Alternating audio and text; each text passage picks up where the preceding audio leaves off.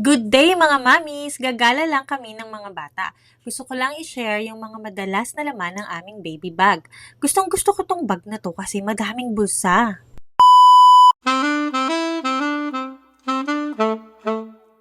Una, lampin, bib, pamunas para kay Yuna ang aming bunso. Next is mosquito repellent, iwas kagat ng lamot at siplak. Nagdadala rin ako ng ekstrang damit. Alam niyo naman ang mga bata, parang basang sisiw pag pinawisan. Char! At medyas kapag nilamig sa biyahe o pumunta sa playground. Meron din kaming diaper kit na transparent para madaling makita ang laman. Meron itong changing pads, lampin na pamunas, baby wipes, cotton balls, cream para iwas rashes for flawless puwet ni Yuna, pang-wash for babies, diapers, opo with S para may extra, at sanitary bag para sa pinaggamitang diaper ni Yuna. Sama-sama ito para isang dampot na lang just in case sumabog ang bulkan. Char! At meron ding 3 hair clips para may extra depende sa kulay ng damit. Mosquito patches in case mag-outdoor kami. Face mask for Zia na aming panganay. Minsan kasi need pa din in public places. Straw kasi may mga restaurants na strawless na. Iba na kaya kapag handa. Milk at 2 feeding bottle with water for Yuna kasi malakas pa siya magdede unlike Ate Zia.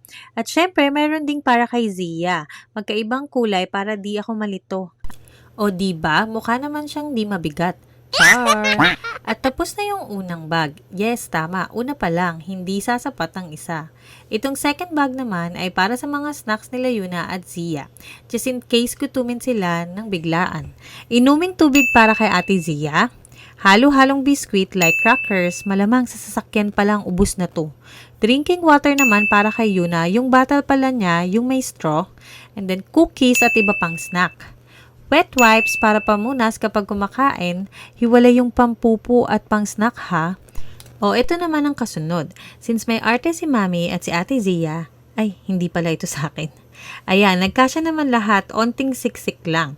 For today, 2 bag lang tayo since papasyal lang kami sa mall mamaya.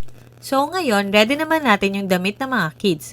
Unahin muna natin yung kay Ate Zia.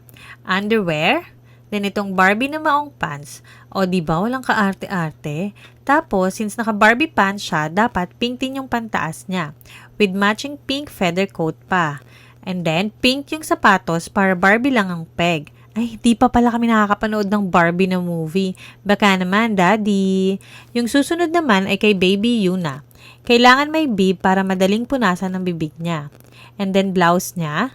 At maong na jumper para matchy-matchy sila ng Ate Zia.